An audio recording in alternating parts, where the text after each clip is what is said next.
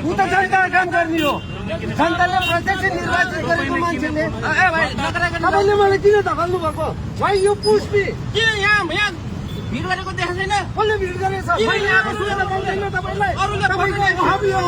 तपाईँले भाइ यो पुस मी तपाईँले किन मलाई पुस गर्नु भएको? मैले पुस गरेँ भने तपाईँको हालत के होला? तपाईँले यसरी न्यु खचाउने एउटा जनताले प्रत्यक्ष निर्वाचित गरेको व्यक्तिको अहमी हो। यत्रो भिड भइरहेको छ, भिडमा ठ्याक्कै यस्ता यत्रो भिड भइरहेको छ, पछाडिबाट आएर भिड भइरहेको छ।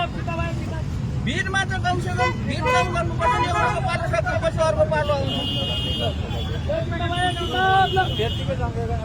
भिड मैले भनेको पालो पालो आफ्नो काम गरेर जानु भएको राम्रो काम सपोर्ट गर्ने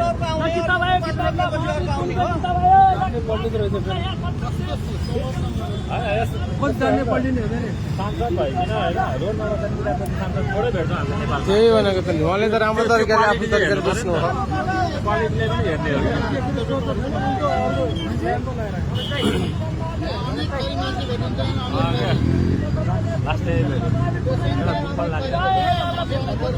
किताब त किन्नै पर्यो क्या? किताब किन्नुहुन्छ हजुरहरू? केही भन्न चाहनुहुन्छ?